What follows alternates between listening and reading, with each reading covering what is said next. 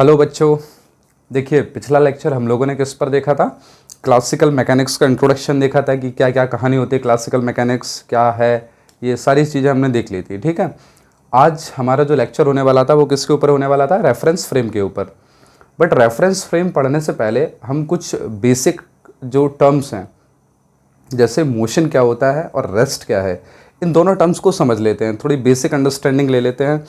बचपन से वैसे भी हम लोगों ने इसको पढ़ाई है, समझा है, क्लास 9 से हम ये चीज़ पढ़ते आ रहे हैं कि मोशन क्या है, रेस्ट क्या है। बट थोड़ा सा हम और देख लेते हैं, आपकी नॉलेज को चेक कर लेते हैं कि आपको कितना आता है। तो देखिए मोशन क्या है, जब भी कोई ऑब्जेक्ट, कोई भी बॉडी अपनी पोजीशन टाइम के साथ चेंज करती है, ठीक, तो ऐसी बॉडी को या फिर ऐसे ऑब्जेक्ट को हम क्या बोलेंगे कि वो मोशन में है। ठीक है, और अगर वो पोजीशन टाइम के साथ नहीं चेंज करती है तो वो किस में रहने वाली है, रेस्ट में रहने वाली है। ठीक है, कोई दिक्कत नहीं है, ये तो डेफिनेशन से क्लियर होता है। अब हमारे पास दो टाइप्स होते हैं मोशन और रेस्ट के। ठीक है, एक होता है एब्सोलूट और एक होता है रिलेटिव आपका। ठीक, अब देखिए एब्सोलूट मोशन क्या होता है, जब भी कोई पार्टिकल या फिर कोई भी ऑब्जेक्ट अपनी पोजीशन को टाइम के साथ चेंज कर रहा है, ठीक है, with respect to any reference point which is in absolute rest, then the object is said to be in absolute motion. कहानी समझ में आ रही है? देखिए डेफिनेशन क्या लिखी हुई है कि when object position changes with time with respect to a point which is stationary in space. ठीक है, जो पॉइंट क्या है, स्पेस में स्टेशनरी हो, या फिर हम बोलेंगे कि जो पॉइंट स्पेस में एब्सोलूट रेस्ट में हो, ठीक है, उसके रिस्पेक्ट में जब भी कोई बॉडी अपनी पोजीशन को चेंज करती है तो हम ऐसी बॉडी के मोशन को क्या बोलते हैं कि वो बॉडी किस में है, एब्सोलूट मोशन में है। देखिए ये तो हमने डेफिनेशन लिख दी, ठीक है, थॉरली, लेकिन ऐसी कोई चीज़ एग्जिस्ट नहीं करती है। कारण क्या है कि एब्सोलूट रेस्ट जैसी कोई चीज़ एग्जिस्ट नहीं करती है, इसलिए एब्सोलूट मोशन जैसी कोई चीज़ क्या है, वो भी एग्जिस्ट नहीं करती हैं। दोनों ही टर्म क्या हैं, इमेजिनरी टर्म्स हैं। ठीक है, ना तो कोई एब्सोलूट रेस्ट जैसी चीज़ एग्जिस्ट करती है। कारण क्या है कि हम जैसे हम अर्थ पे खड़े हुए हैं, ठीक, अर्थ पर हम रेस्ट में हैं, किसके रिस्पेक्ट में, देखिए जो भी हमारे बगल में कोई भी आदमी खड़ा है या फिर कोई भी ऐसी चीज़ है जो रेस्ट है, कोई पेड़ है, उसके रिस्पेक्ट में तो हम रेस्ट में हैं। बट जैसे ही आप अर्थ से बाहर निकलते हैं तो अर्थ क्या कर रही है, सर्कुलर मोशन कर रही है, रोटेटरी मोशन कर रही है। ठीक है, दोनों कर रही है, सर्कुलर मोशन सन के अराउंड, ठीक, और रोटेटरी मोशन खुद की एक्सिस पे कर रही है। ठीक, जिसकी वजह से अगर हम अर्थ के बाहर जाते हैं तो हम क्या देखते हैं, हम अर्थ के साथ क्या कर रहे हैं, एक रोटेटरी मोशन कर रहे हैं। ठीक, और सन के अराउंड क्या कर रहे हैं, सर्कुलर मोशन कर रहे हैं। तो अगर हमारा रेफरेंस पॉइंट बदल जाता है, हम किस पॉइंट से ऑब्जर्व कर रहे हैं चीज़ों को, ठीक, तो हमारी स्थिति भी बदल जाती है। जैसे अभी हम अर्थ के रिस्पेक्ट में रेस्ट में थे, बट जब अर्थ से बाहर गए तो हम किस में आ गए, मोशन में आ गए। ठीक, तो मतलब रेस्ट जैसा कोई टर्म ही नहीं था। हम अर्थ पे खड़े थे तो हमको हम रेस्ट में लग रहे थे, जैसे अर्थ से बाहर गए तो हम किस में आ गए, मोशन में आ गए। ऐसे ही अपने पूरे यूनिवर्स में ऐसा कोई भी पॉइंट नहीं है जिसको हम कह सकते हैं कि वो एब्सोलूट रेस्ट में हो। ठीक है, जब एब्सोलूट रेस्ट जैसा कोई पॉइंट नहीं है तो एब्सोलूट मोशन जैसा भी कोई चीज़ एग्जिस्ट नहीं करती है। ये दोनों ही टर्म क्या हैं, इमेजिनरी हैं। ठीक, तो रियलिटी में क्या चीज़ एग्जिस्ट करती है, रियलिटी में रिलेटिव। ये बहुत खतरनाक वर्ड है, मतलब इसने सब कुछ हिला डाला, ऐसा वर्ड है ये। देखिए दोनों रेस्ट और मोशन, रेस्ट एंड मोशन, ये क्या है, बोथ आर रिलेटिव। ठीक है, दोनों ही रेस्ट और मोशन क्या है, रिलेटिव है। अच्छा कैसे रिलेटिव है, देखिए मान लीजिए हमारे पास ये कोई एक पेड़ लगा हुआ है, ठीक है, और यहाँ हमारे पास ये हमारी 4 व्हीलर है, 1 व्हीलर, 2 व्हीलर, 3 व्हीलर, 4 व्हीलर। ठीक है, ये 4 व्हीलर है और इस पर हम बैठे हुए हैं। ठीक, इस पर हम बैठे हुए हैं, ये कोई चला रहा है और ये एक मनुष्य पीछे बैठा हुआ है। ठीक, और ये गाड़ी v वेलोसिटी से आगे चल रही है, ठीक है। अब देखिए ये अभी क्या है, रेस्ट में है, ठीक। एक आदमी यहाँ खड़ा हुआ है इसके बगल में, ठीक है। ये इसका नाम ए है, इसका नाम बी है, इसका नाम सी है।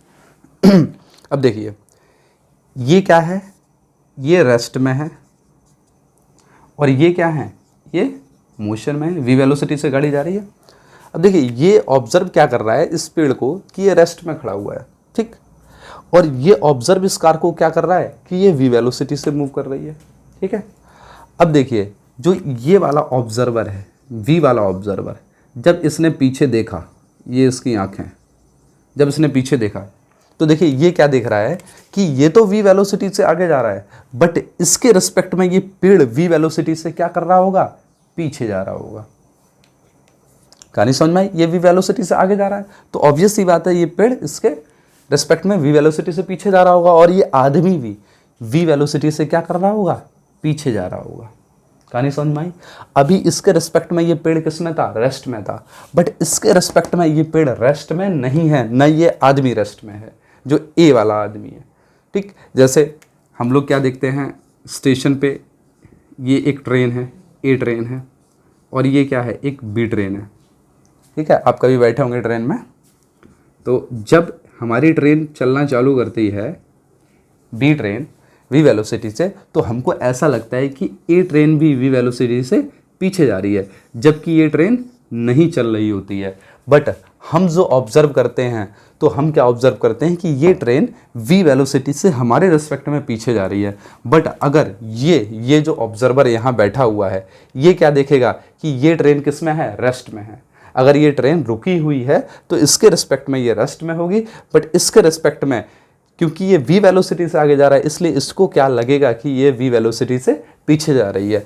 अच्छा, इसको ये लगेगा नहीं, ये रियलिटी में एग्जिस्ट करेगा, ठीक। तो इसलिए रिलेटिव ये टर्म, ये बहुत बहुत खतरनाक टर्म है, ठीक है। तो रेस्ट और मोशन दोनों ही क्या हैं, रिलेटिव टर्म्स हैं, ठीक है। ये आपस में एक दूसरे से बहुत तगड़े तरीके से कनेक्टेड हैं। आप इन दोनों चीज़ों को अलग नहीं कर सकते हैं, मोशन और रेस्ट को, ठीक है। अब आगे चलते हैं। देखिए इवेंट क्या होता है, कोई भी फिजिकल हैपनिंग अगर हो रही है, कहीं भी हो रही है, किसी भी जगह, तो देखो हमको दो चीज़ें चाहिए होती हैं उस चीज़ को नोट करने के लिए। सबसे पहले तो क्या चाहिए होता है कि कोई चीज़ कहाँ हो रही है और किस टाइम हो रही है। जैसे कोई भी एग्जांपल ले लेते हैं कि सर न्यूटन के सर पर जो सेब गिरा था, ठीक है, तो वो सेब किस जगह गिरा था और किस टाइम गिरा था। अगर ये दोनों चीज़ें हम नोट करते हैं तो वो हमारे लिए क्या हो जाता है, एक इवेंट हो जाता है कि न्यूटन सर के ऊपर सेब गिरा था, वो एक उनके लिए क्या था, इवेंट था, ठीक है।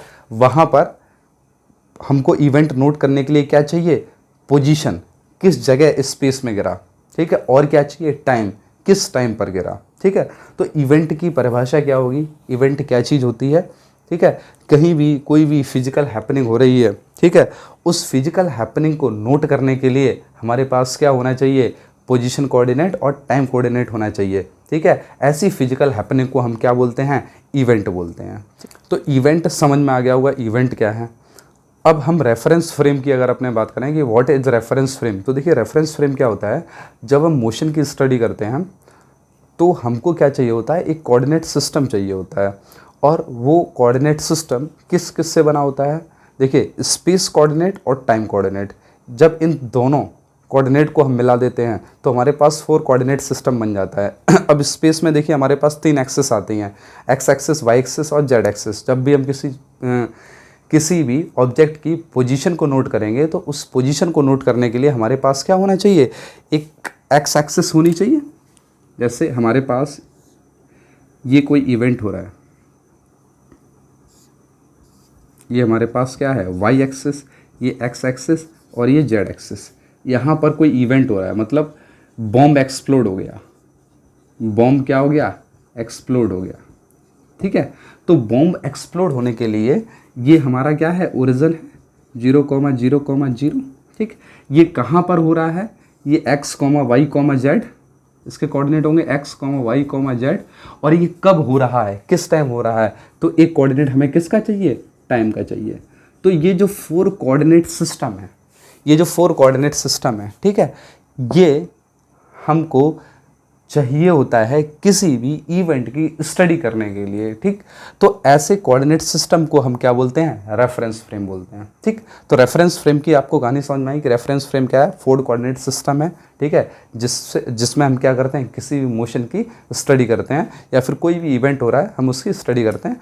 ऐसे कोऑर्डिनेट सिस्टम को हम क्या बोलते हैं, रेफरेंस फ्रेम बोलते हैं, ठीक है। ये कहीं भी हो सकता है जहाँ हमको स्टडी करनी हो, ज़रूरी नहीं है कि कोई स्पेशली, जैसे हम स्पेस में हैं तो स्पेस में हम अपना रेफरेंस फ्रेम कोई सा भी ले सकते हैं। अगर मान लीजिए हमें स्पेस में किसी एस्टेरॉयड की स्टडी करनी है तो हम कहीं भी किसी भी जगह बैठकर, ठीक, वहाँ पर क्या मान सकते हैं, अपना ओरिजिन मान सकते हैं, और उस एस्टेरॉयड की हम स्टडी कर सकते हैं कि वो किस तरीके से घूम रहा है, कितनी स्पीड में आ रहा है, ठीक है। ऐसे यूनिवर्स में हम किसी भी पॉइंट पे बैठ सकते हैं और उस पॉइंट पर बैठकर, ठीक, अपने अर्थ की स्टडी कर सकते हैं, सन की स्टडी कर सकते हैं। तो जहाँ हम बैठ के ऑब्जर्व कर रहे हैं, ठीक, वो हमारा क्या हो जाएगा, पूरा रेफरेंस फ्रेम हो जाएगा। जिस जगह बैठे हुए हम उस पॉइंट को ओरिजिन ले सकते हैं और फिर वहाँ से हम अर्थ की लोकेशन देख लेंगे कि अर्थ के कोऑर्डिनेट क्या हैं, कितना दूर है, मोशन कर रहा है, कैसे मोशन कर रहा है, ये सारी कहानी हम नोट करेंगे।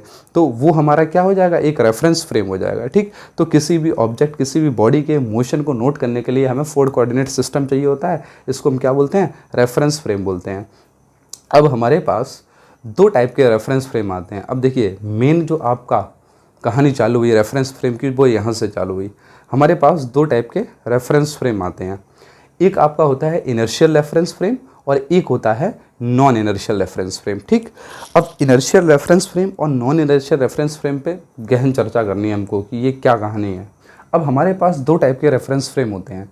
एक होता है इनर्शियल रेफरेंस फ्रेम और एक होता है नॉन इनर्शियल रेफरेंस फ्रेम। अब हम इन दोनों में डिफरेंस करेंगे कि इनर्शियल रेफरेंस फ्रेम क्या होते हैं और नॉन इनर्शियल रेफरेंस फ्रेम क्या होते हैं।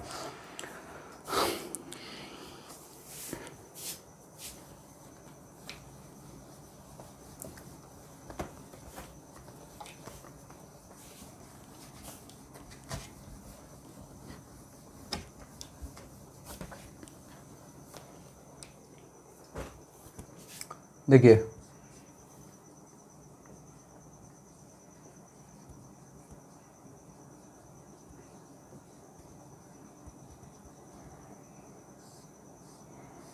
सबसे पहले इनर्शियल रेफरेंस फ्रेम देख लेते हैं।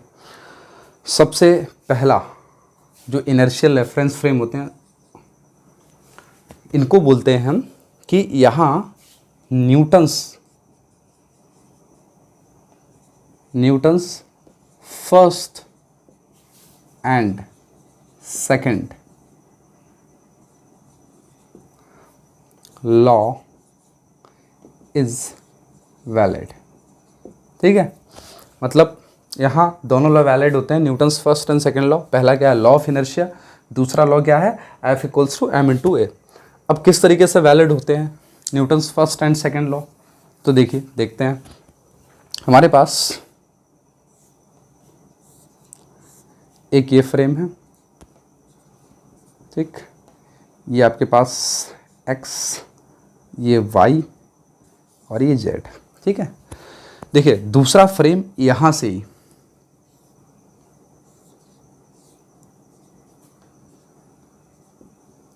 ये x डैश, ये z डैश और ये y डैश, ठीक है। एट t इक्वल्स टू 0, जब टाइम हमारा t इक्वल्स टू 0 है तो जो इसका ओरिजिन है और जो इसका ओरिजिन है O and O dash are at same point, ठीक है। जो O है और O डैश है, मतलब ये वाला फ्रेम यहीं पर था, ठीक है। दोनों एक दूसरे के ऊपर क्या कर रहे थे, कोइंसाइड कर रहे थे, ठीक, ठीक है। अब देखिए क्या हुआ, ये फ्रेम O डैश वाला जो फ्रेम है आपका, ठीक, ये क्या करने लग गया, ये v0 वेलोसिटी से, कांस्टेंट वेलोसिटी से मूव करने लग गया, ठीक है। और कुछ टाइम बाद, t टाइम बाद ये क्या हुआ, कुछ आगे निकल गया, ठीक। तो फ्रेम, इस फ्रेम का नाम दे देते हैं S और इस फ्रेम का नाम दे देते हैं एस डैश, ठीक। Frame S dash moving with constant velocity v naught with respect to s, ठीक है। इसके रिस्पेक्ट में ये वाला जो फ्रेम है एस डैश वो कांस्टेंट वेलोसिटी से v नॉट से मूव करने लग गया, ठीक है। आफ्टर टाइम t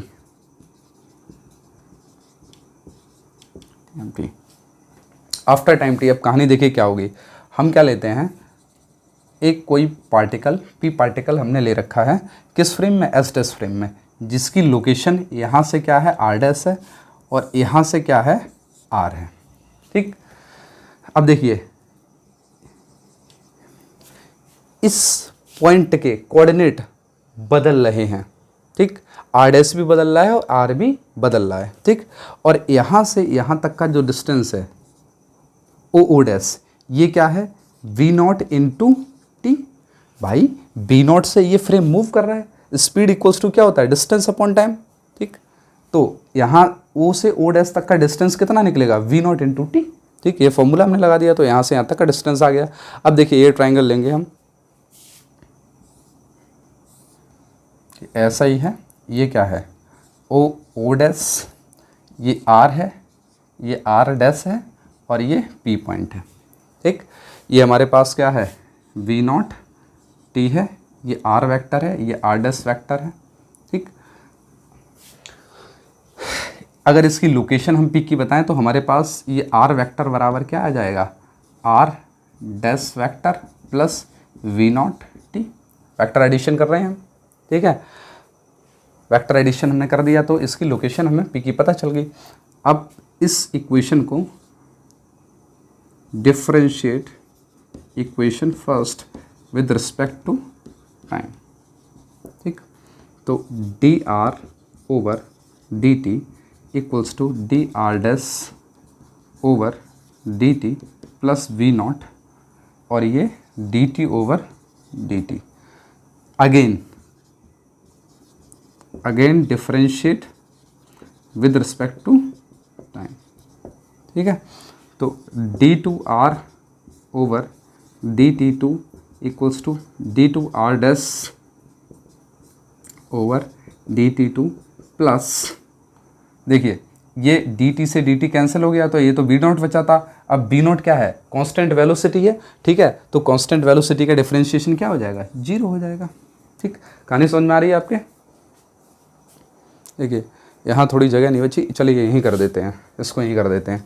अगर मैं इक्वेशन सेकंड, ये हमारी इक्वेशन सेकंड है और ये इक्वेशन थर्ड है, अगर इक्वेशन सेकंड को लिखूं तो देखिए सेकंड को क्या लिखूंगा मैं v equals to we dash plus we naught, ये इक्वेशन क्या है सेकंड है, ठीक। अगर इसको लिखूं देखिए D are over D T position किसके साथ बदल रही है टाइम के साथ, यही क्या हमारी वेलोसिटी है।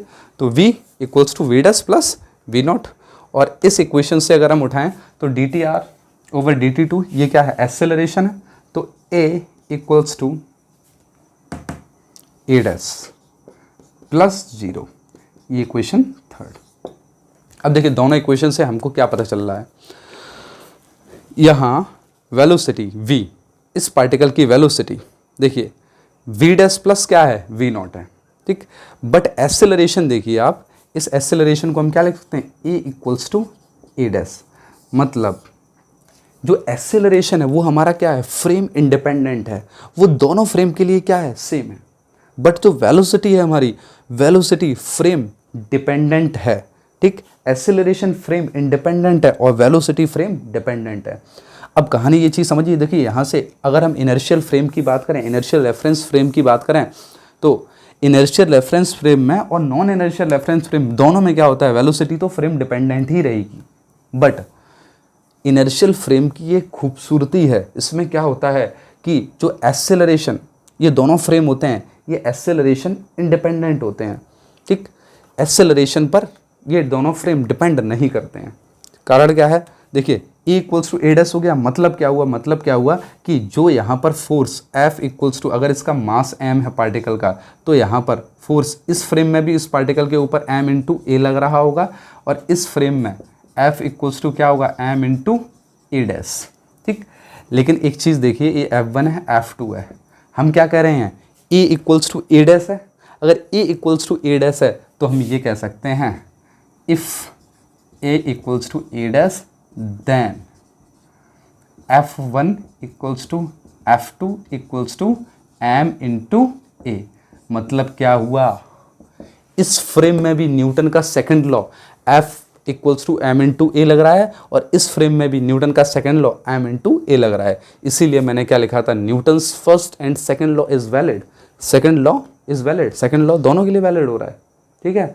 फर्स्ट लॉ भी दोनों के लिए वैलिड होगा, क्योंकि जब भी कोई एक्सटर्नल फोर्स नहीं होगा, देखिए सेकंड लॉ क्या था न्यूटन का सॉरी फर्स्ट लॉ न्यूटन का क्या था, हम उसको बोलते थे law of inertia. Law of inertia क्या होता है कि कोई भी बॉडी अगर रेस्ट में है तो रेस्ट में रहेगी, और अगर मोशन में है तो मोशन में रहेगी, अनटिल एंड अनलेस, जब तक उस पर कोई एक्सटर्नल फोर्स नहीं लगेगा।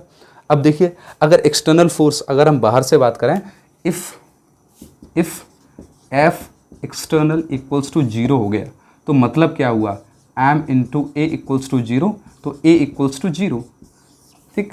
ए इक्वल्स टू 0 का क्या मतलब है कि कोई भी उस पर एक्सटर्नल फोर्स नहीं लग रहा है, तो वो क्या है, इसमें भी रेस्ट में है, इसमें भी रेस्ट में, तो लॉ ऑफ इनर्शिया दोनों के लिए वैलिड है। मतलब क्या है, Newton's first and second law is valid for both the frames, ठीक। तो इनर्शियल फ्रेम्स के लिए क्या होता है, Newton's first and second law is valid, ठीक। और क्या होता है, इन फ्रेम्स को हम क्या बोलते हैं, ये छाप लीजिए पूरा, इसको हटाते हैं, पॉज करके उतार लो फटाफट जल्दी जल्दी से, बहुत बसड़ हो गई है, कहाँ कहाँ क्या क्या लिखा हुआ है, ये अपना देख लेना, एक साथ उतारते हुए चलना।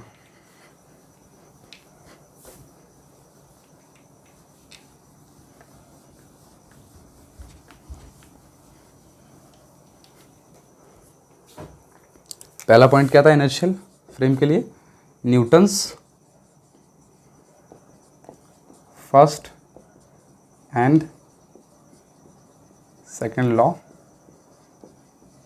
होल्ड्स ट्रू, या फिर वैलिड, कुछ भी लिख दो आप। दूसरा दे आर अनएक्सिलरेटेड फ्रेम्स, मतलब इन फ्रेम्स में एक्सेलरेशन क्या होना चाहिए, 0 होना चाहिए, ठीक। तीसरा, ठीक, देखिए तीसरा पॉइंट क्या है, जितने भी फ्रेम्स, जैसे हम एक फ्रेम की बात कर दें, ये रहा एस फ्रेम, दूसरा फ्रेम ये रहा हमारे पास एस डैश फ्रेम, तीसरा फ्रेम ये रहा एस डबल डैश फ्रेम, चौथा फ्रेम ये रहा, ठीक है, एस ट्रिपल डैश, ठीक है। जितने भी ये फ्रेम हैं, अगर ये सारे क्या कर रहे हैं, कांस्टेंट वेलोसिटी से मूव कर रहे हैं, if they all are moving with constant velocity, if they all are moving with constant velocity, then they all are inertial frames।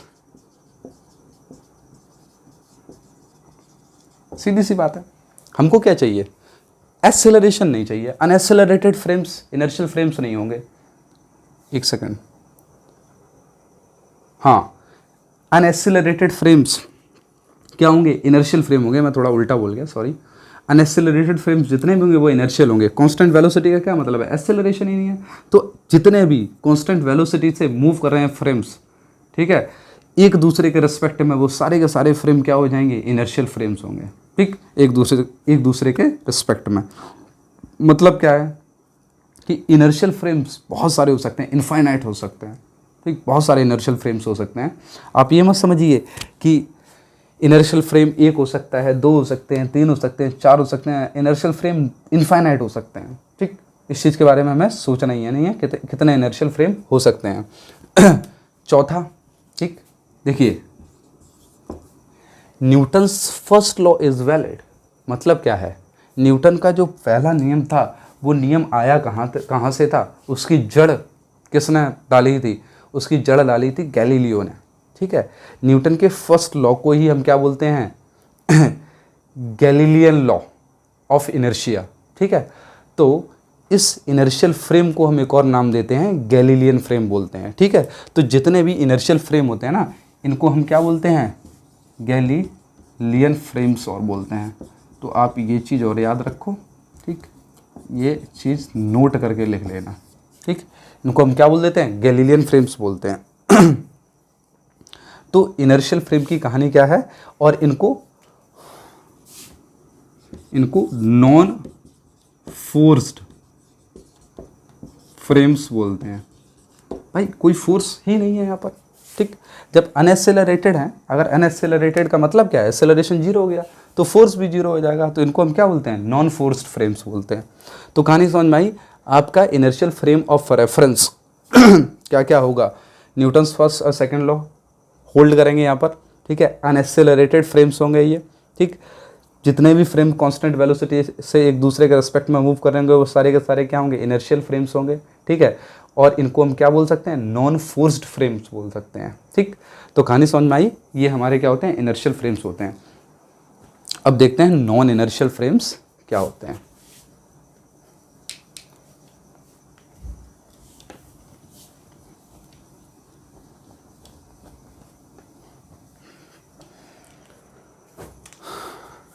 Non inertial frame, देखिए पहला ही पॉइंट न्यूटन का फर्स्ट एंड सेकेंड लॉ यहाँ hold नहीं करता है, ठीक है।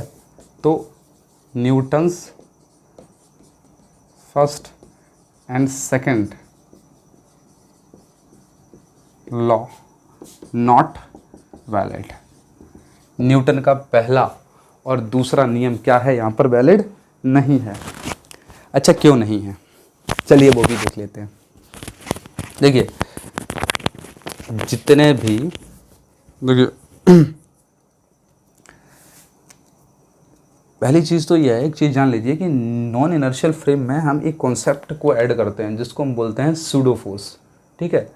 Pseudo force मतलब इसको अगर दूसरी भाषा में बात करें तो फिक्टिशियस फोर्स बोलते हैं। अब ये क्या होते हैं, भूतिया फोर्स बोल सकते हैं इनको, ठीक है, जो दिखते तो नहीं है लेकिन लगते हैं। कहानी समझ में आई, ठीक। तो नॉन इनर्शियल फ्रेम को जब भी हम पढ़ते हैं ना, तो हमें सूडो फोर्स के कॉन्सेप्ट को लॉन्च करना पड़ता है इसको समझने के लिए। यहाँ पर जो हम फिजिक्स के नियम कानून लगाते हैं तो वह सूडो फोर्स की हेल्प से यहाँ पर हम सारा खेल करते हैं। तो देखिए Newton's first and second law क्यों नहीं वैलिड होते हैं, यहाँ भी वही देख लेते हैं। फिर से वही हम दो फ्रेम बनाते हैं, ठीक है। बट अब क्या करेंगे कि इस फ्रेम को ई नॉट एक्सेलरेशन से आगे भगाएंगे। कहानी वही है कि टाइम t इक्वल्स टू 0 पर ये फ्रेम ओ डैश, ठीक है, ये एस डैश फ्रेम, ये एक्स वाई, ये जेड, ये एक्स डैश वाई डैश, ये जेड डैश, ये कोई पी पॉइंट, ठीक, ये ऐसे, ये ऐसे, ये आर, ये आर डैश, ठीक। अब देखिए ये क्या है, जो एस डैश फ्रेम है वो इसके रिस्पेक्ट में, एस फ्रेम के रिस्पेक्ट में एक्सेलरेशन ए नॉट से आगे भाग रहा है, ठीक है। तो frame S dash is moving with acceleration a naught with respect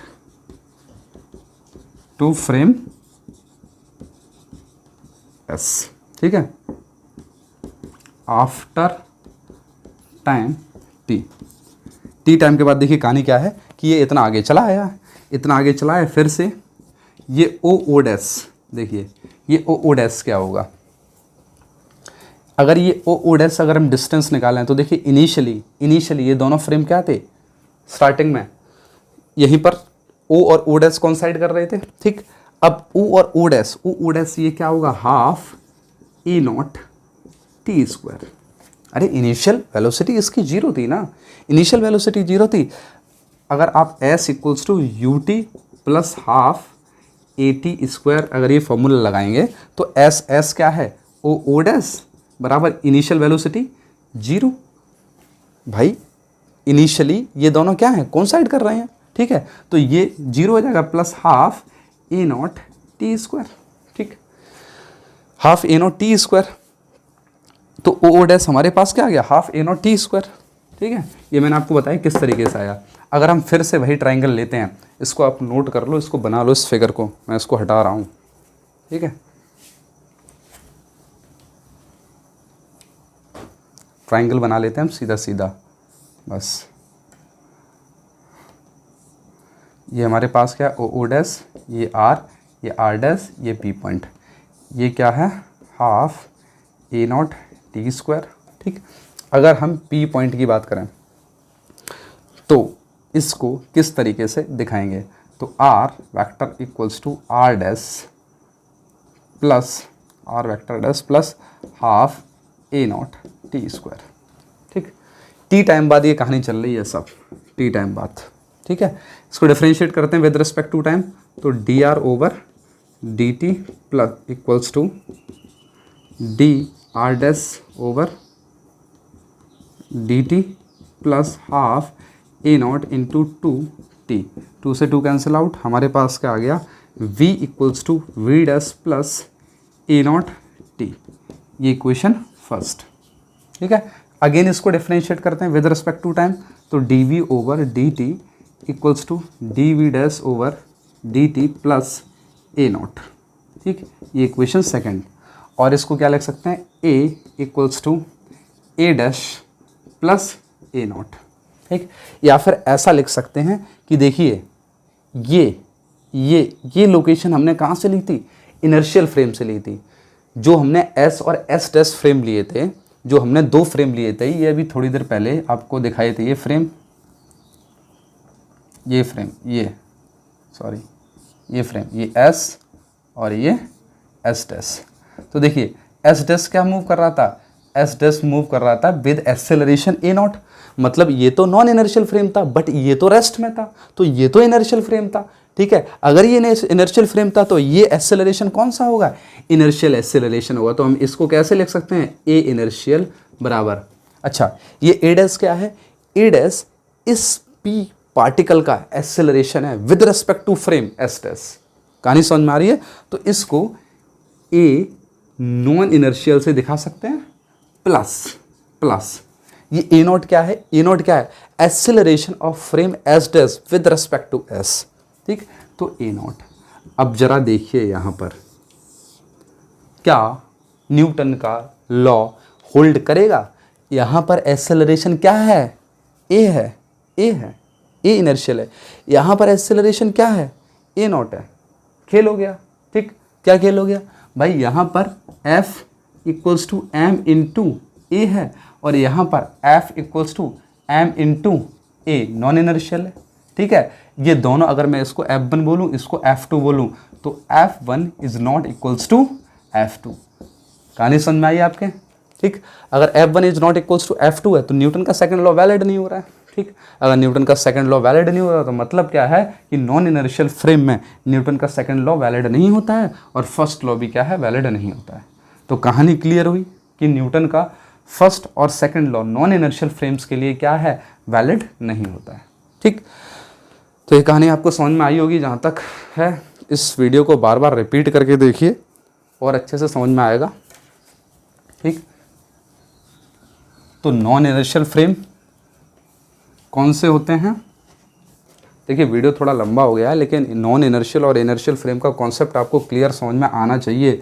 books में केवल इतना ही दिया रहता है कि नॉन इनर्शियल फ्रेम में न्यूटन के लॉ लगते हैं, नहीं लगते हैं, ना एक्सेलरेटेड होते हैं, एक्सेलरेटेड होते हैं, कैसे होते हैं वो चीज़ आपको यहाँ क्लियर होनी चाहिए कि किस तरीके से होते हैं, क्यों होते हैं, ठीक। एक जगह न्यूटन के लॉ वैलिड हो रहे हैं, कैसे वैलिड हो रहे हैं, वहाँ पर देखा था आपने ए इक्वल्स टू ए डैश आ गया था, बट यहाँ पर ऐसा नहीं हो रहा है, ठीक है। तो यहाँ पर दोनों फ्रेम के लिए, एस और एस डैश फ्रेम के लिए क्या हो रहा है, अलग अलग एक्सेलरेशन है, तो अलग अलग फोर्स लगेंगे, तो दोनों के लिए न्यूटन का सेकंड लॉ वैलिड नहीं होने वाला है, दोनों के लिए फोर्स अलग अलग हो गए, ठीक।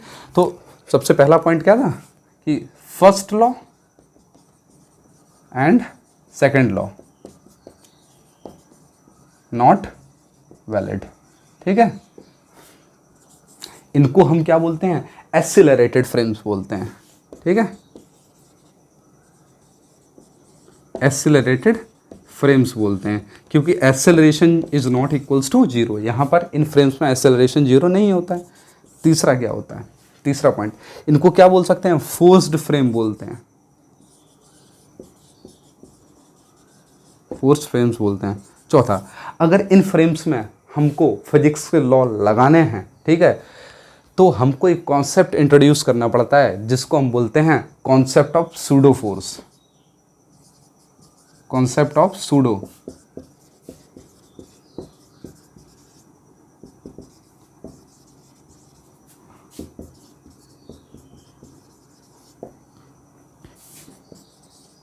To study the motion of an object, ठीक, किसी भी ऑब्जेक्ट के मोशन को स्टडी करने के लिए हमको कॉन्सेप्ट ऑफ सूडो फोर्स।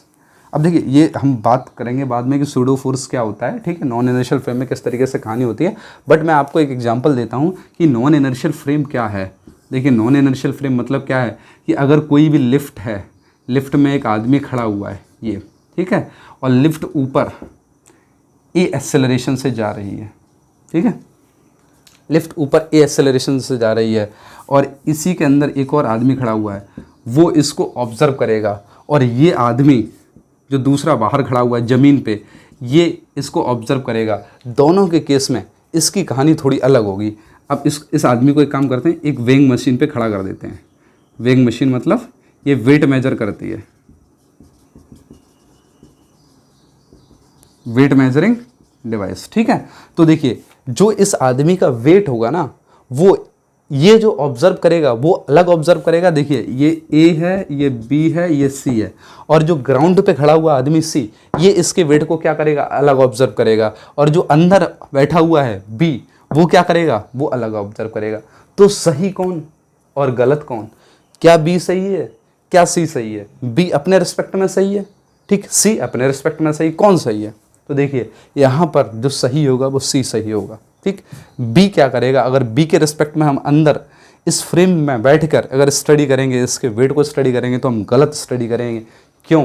कारण क्या है? क्योंकि ये कौन सा है, नॉन इनर्शियल फ्रेम है। देखिए, ए एक्सेलरेशन से ये फ्रेम ऊपर जा रहा है। अगर नॉन इनर्शियल फ्रेम है तो नॉर्मली हम इस तरीके से न्यूटन के लॉ को नहीं लगा सकते हैं। हम फिर क्या करेंगे, हम यहाँ पर एक कॉन्सेप्ट लॉन्च करेंगे, सूडो फोर्स, और जब सूडो फोर्स लॉन्च कर देंगे तो फिर हम अंदर बैठकर क्या कर सकते हैं, इसका वेट मेजर कर सकते हैं सही सही।